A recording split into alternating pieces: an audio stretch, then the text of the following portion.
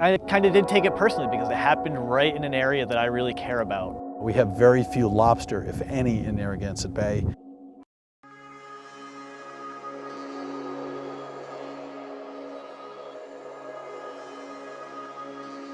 Narragansett Bay, 196 square miles of beauty spanning 2 states, Rhode Island and Massachusetts. This water helps support our economy, tourism, and recreation. From above, the water can be as blue as the Caribbean Sea. Under the water is a vibrant ecosystem of fish, plants, and microscopic organisms living in perfect harmony.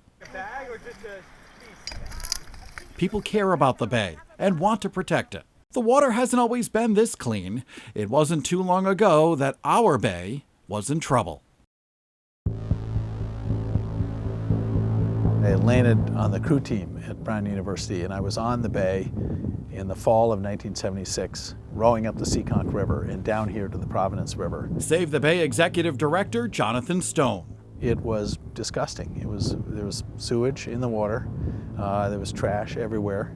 There were dead fish floating by, and there were a lot of big pipes coming out of industrial factories along the waterfront. This downhill trend in water quality started during colonial times, but really picked up steam in the 18th century with the American Industrial Revolution, which began here in Rhode Island. 120 years ago, we had a lot of chemicals being dumped into the bay. We had heavy metals being dumped into the bay.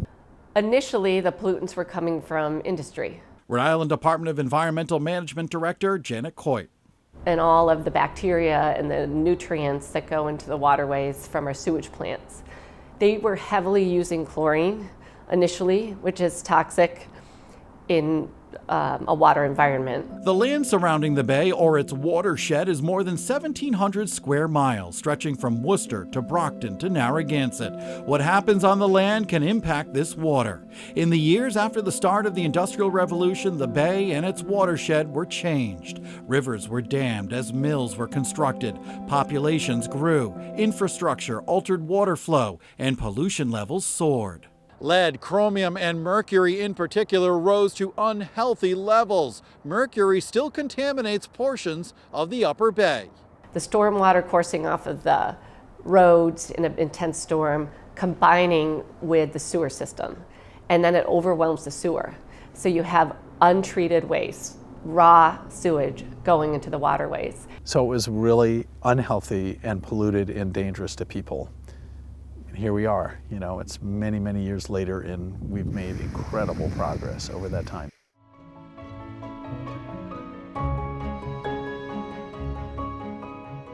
(1972), a landmark for the environment. The Clean Water Act became law. Its first sentence: the objective of this act is to restore and maintain the chemical, physical, and biological integrity of the nation's waters.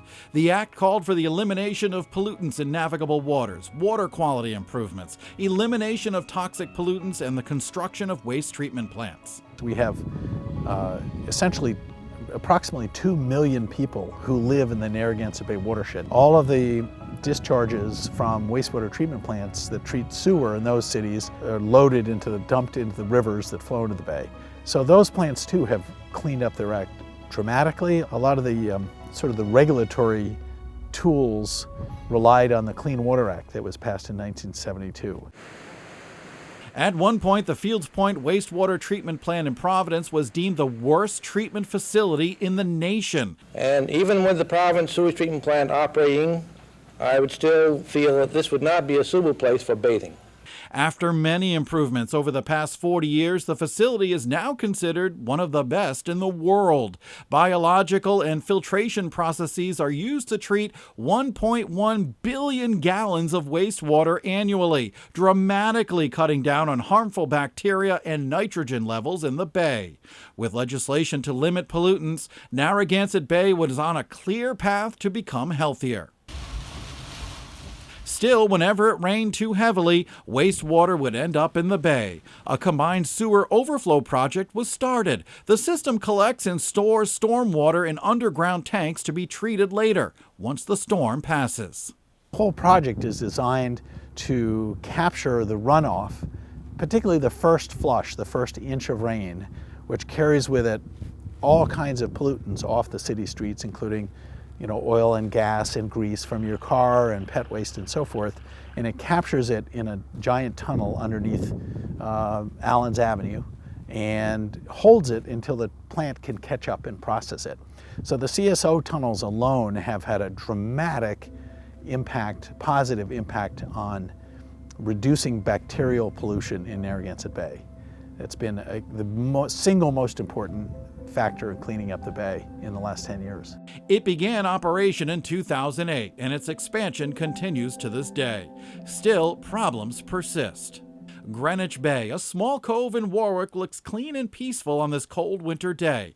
But here in August of 2003 was another landmark moment for Narragansett Bay. The Greenwich Bay fish kill happened in 2003. I was in college. Mike Jarbo is the baykeeper for Save the Bay.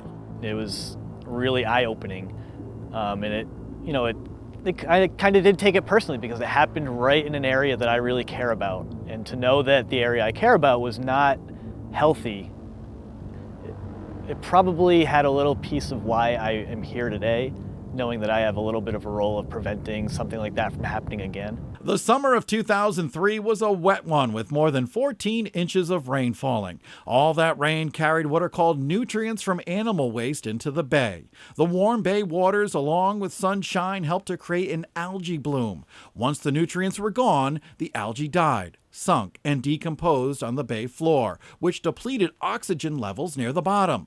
Meanwhile, millions of menhaden fish were being chased by bluefish and became trapped here in Greenwich Bay. With little dissolved oxygen, the fish had no chance. Millions of fish. Scientists knew oxygen levels in the bay were in trouble, but it took this fish kill to wake up the public and legislature, and tougher limits were placed on nitrogen levels entering the bay. We've made huge strides. However, there's localized areas where we have big challenges when it comes to stormwater. Stormwater and wastewater that don't get treated can contaminate water at area beaches. Beach closures are due more to localized sources of pollution, and fixing those issues can keep beaches open more often. Since 2003, though, the number of beach closures in Rhode Island have gone down, even during summers with lots of rain. Other stresses on the bay include oil spills, like the North Cape oil spill in the winter of 1996. Rescue workers tried to save wildlife, but thousands of birds, lobsters, clams, and fish were killed. Fishing grounds were closed for months after the spill. And of course, there's trash, and unfortunately, a lot of it. Give you guys a tally sheet, so we record all of the trash that we find on an itemized list right here. On a cold December day, 55 volunteers helped clean up a beach in Jamestown, sponsored by Clean Ocean Access. So one of the really important things about doing these volunteer beach cleanups is to get the community involved in such a large environmental issue. And another part is just really, it lets us become aware of one of the situations that we are dealing with, not just here, but globally. And that is, plastic pollution, microplastics, and how litter is affecting our environment. Plastics fall into the category of what we call emerging contaminants, things that might not be regulated yet, but they're issues of concern. They might have health effects, they might have long-term effects on whether it's water quality or whether it's human health. 85 pounds of trash were removed from Hull Cove on this day. Clean Ocean Access and its volunteers gathered more than 9,000 pounds of marine debris from our shores in 2019 alone. Since 2006, the group has removed more than 100,000 pounds of trash from area beaches and now has 2 cleanups per month to help protect our environment, including the wildlife. Save the turtles! A larger group effort participates in the International Coastal Cleanup every September. Just last year, 17,000 pounds of trash were removed from Rhode Island beaches in one day. 17,000 pounds in one day.